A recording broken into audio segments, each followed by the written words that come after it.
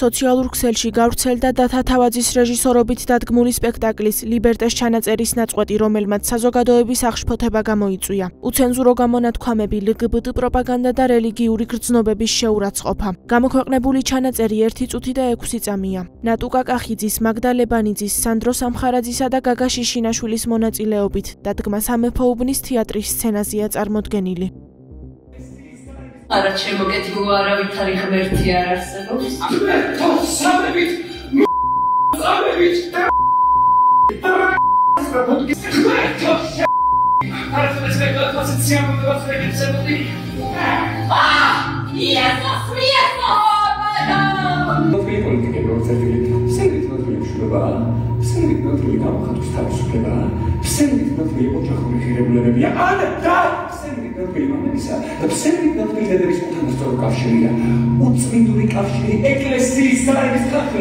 ეს სულაც არ არის მოულოდნელი იმ ადამიანებისგან, რომლებიც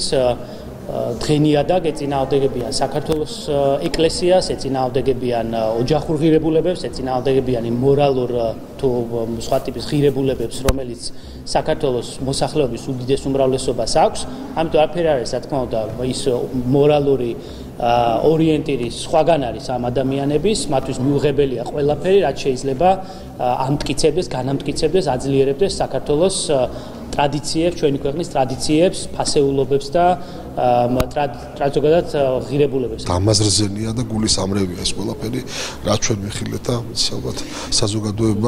საზოგადოება გააკეთებს სწორ შეფასებებს, რეალურად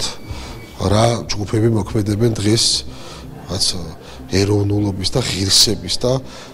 თავისუფლების და ქვეყნის სახელით და ქვეყნის სიყვარულის და ეკლესიის სიყვარულის სახელით და არ დაგვავიწყდეს, რომ ესეთი დაჯგუფებები აქ უკვე დღესასწაულებზე გალობენ ქაშვეთის ეზოს სამარცხვინოთ უბრალოდ თავისუფლება და აღგრასნულობას ვერ არჩევენ ეს ადამიანები და სამწუხაროა რომ ასეთი ადამიანები წარმოადგენენ დღეს ლიბერალიზმის სახეთ, სწორედ ასეთი საქართველო წარმოუდგენიათ, ასეთი სახელმწიფო, ასეთი ეკლესია, ასეთი ოჯახური ურთიერთობები და კიდევ უფრო საწყენია რომ ამ სპექტაკლს საერთოდ მაყურებელი ყავს და როგორც გითხრეს, ხშირად ბილეთებით შეიძლება ადამიანო ვერ იშოვოს, ამას არაფერი კავშირი არ აქვს ხელოვნებასთან, კულტურასთან, პირიქით ეს ხო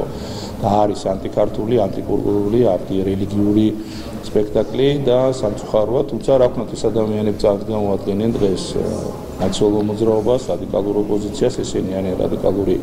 აქციების ავანგარდში,